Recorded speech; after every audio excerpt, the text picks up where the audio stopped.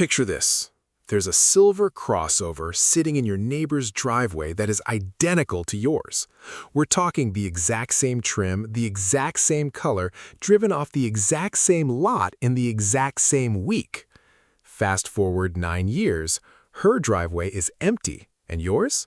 Yours still has that silver car sitting in it, with the title tucked away in a kitchen drawer underneath a pile of old takeout menus. Here is the part that should really bother you. Your neighbor had the lower car payment. Not by a little bit either.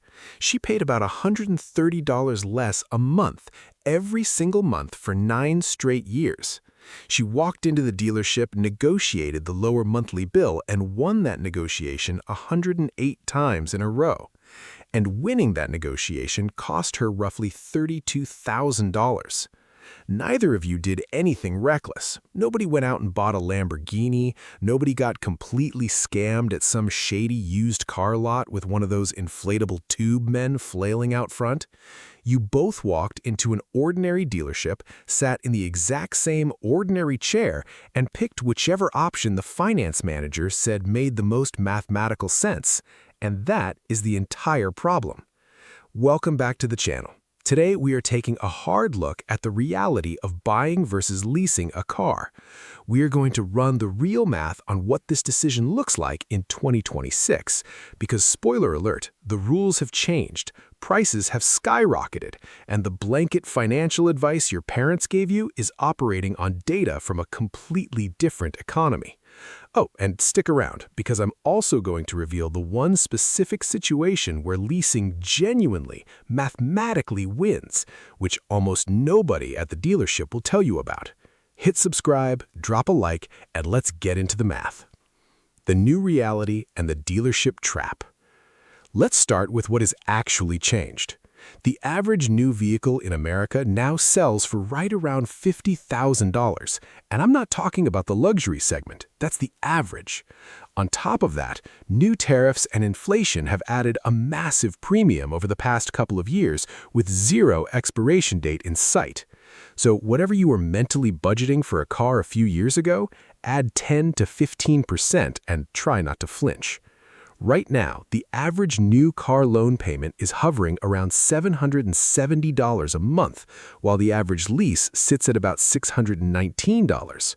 1 in 5 buyers today is signing up for a car payment over $1,000 a month. And if you assume everyone is handling this just fine, they aren't.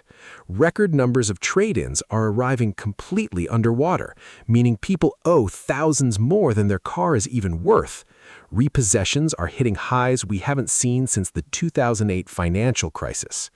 But here's the secret. None of this economic chaos changed the actual answer to whether you should buy or lease. It just changed the price of getting the answer wrong. To understand why people get this wrong, you need to see how your decision actually gets made. It doesn't happen on a spreadsheet. It happens in that small windowless office off the showroom floor. A desk, a monitor angled slightly away from you, and a stack of paperwork. At some point, the finance manager across the desk slides over a piece of paper with 4 boxes on it. This is called the 4 square: trade-in value, purchase price, down payment, and monthly payment. It is arguably the most quietly effective piece of psychological design in American retail. Watch what they do. They ask you about box 4 and only box 4. What are you comfortable paying every month? It sounds like a totally reasonable customer service question, so you answer it. You say, I want to keep it around $500, maybe $550. Congratulations! You have just handed over the only number they care about, and you have completely removed yourself from every other negotiation on that page, because now the other 3 boxes are just variables they get to solve for. Is a standard 60-month loan too expensive to hit your $500 target? No problem. They'll stretch it to an 84-month loan. Still too expensive? Hey, we can lease you the exact same car, hit your $500 payment, and you can take it home tonight. Nobody lied to you. Every number on that sheet is mathematically accurate. You just got asked the wrong question so smoothly that you didn't even realize you were being played. Deconstructing the lease. What are you actually buying? Let's do the thing the dealership hopes you won't do. Let's take apart what a lease payment actually is. When you finance a car to buy it, you borrow the whole price of the car and pay it back over time. It's boring, but everybody gets it. When you lease, you are not borrowing the whole price of the car. You are only borrowing the part of the car that you are going to use up. Here is how the sausage gets made. Let's say the sticker price is $40,000 and you negotiate it down to $38,000. The leasing company looks up what's called the residual value, their mathematical prediction of what this exact car will be worth in 36 months. Let's call it 60% or $24,000. If you subtract the $24,000 residual from your $38,000 price, you get $14,000. That is the amount of value that is literally going to evaporate into thin air while that car sits in your driveway for 3 years. Divide that $14,000 by 36 months and you get $389. That is your base lease payment.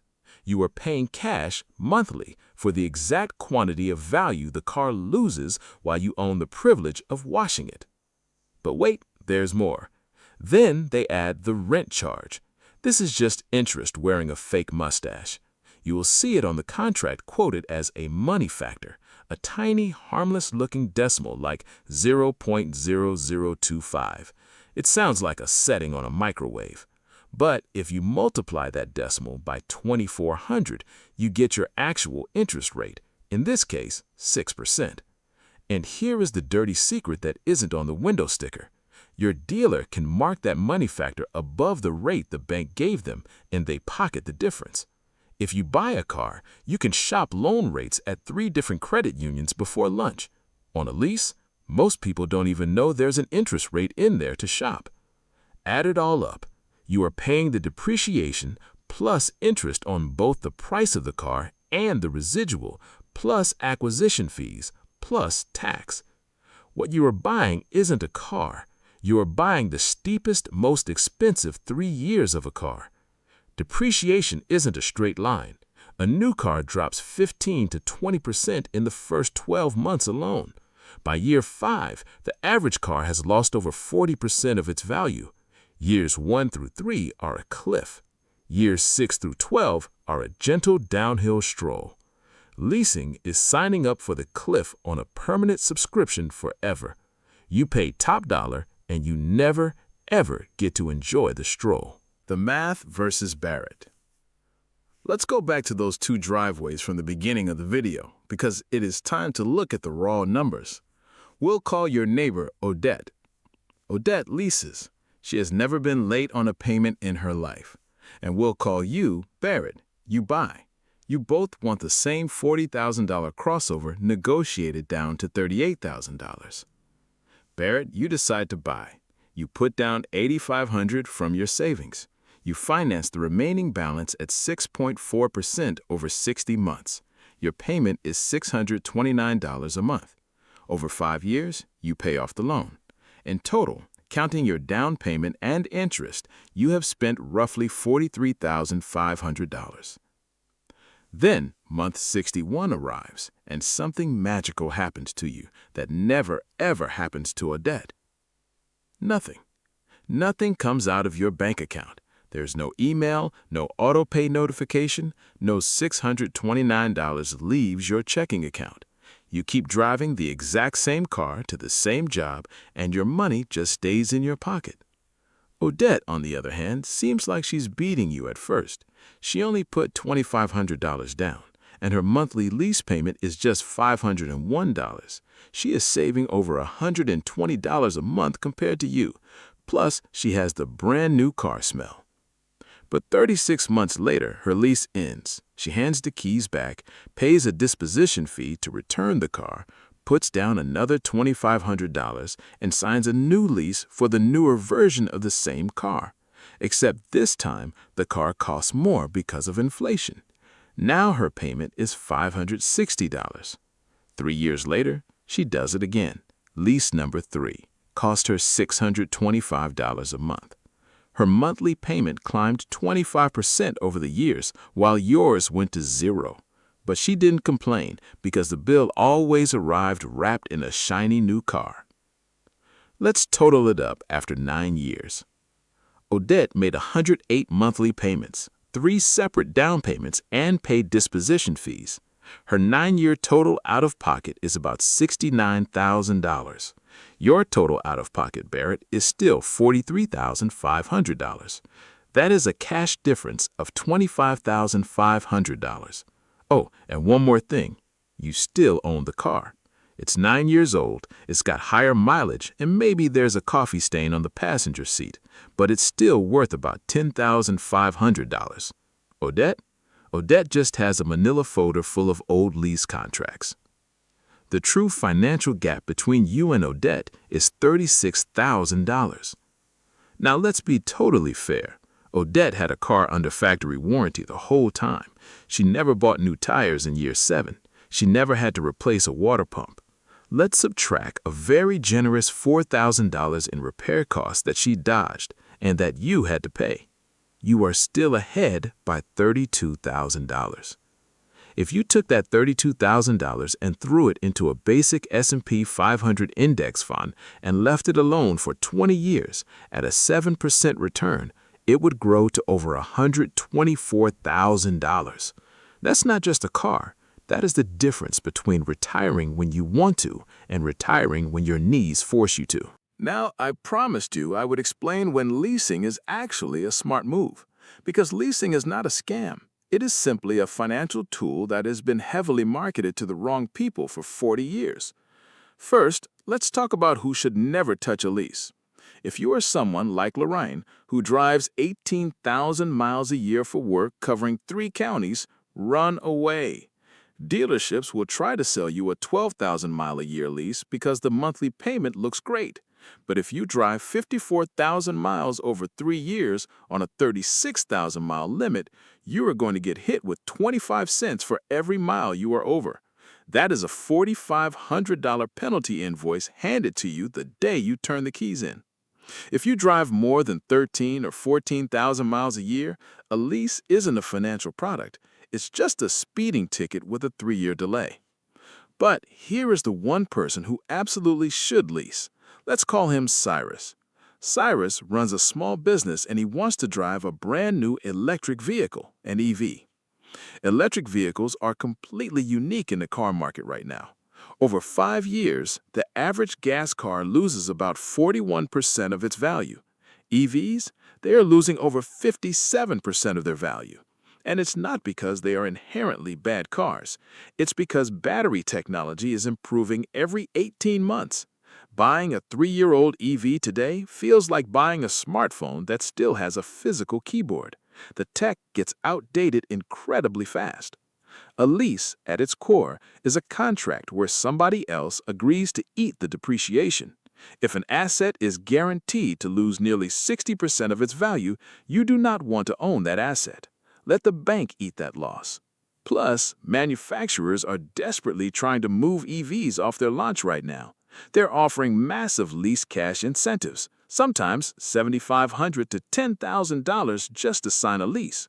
So for Cyrus, he gets a fast depreciating asset, the manufacturer pays him thousands of dollars in incentives to take it, and he gets to deduct the business use portion on his taxes. That is the absolute most honest case for leasing. Notice how little it has in common with a person who just wants a $500 monthly payment on a standard gas SUV. The conclusion: buying payment-free years. The real danger of a permanent car payment is that it doesn't feel like a crisis.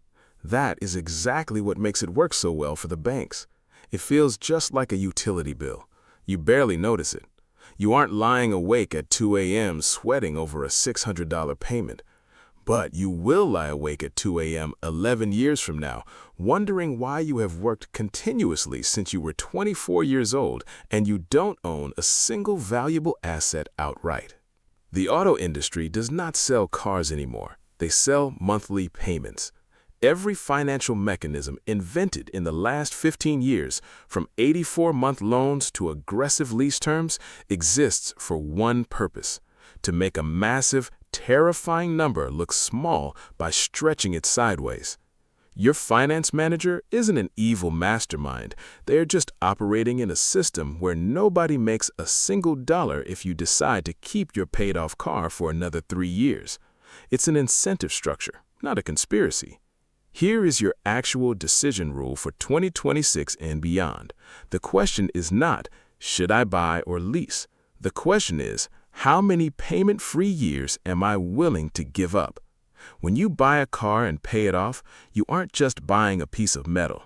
You are buying 3, 4, or 5 years of 0 monthly payments.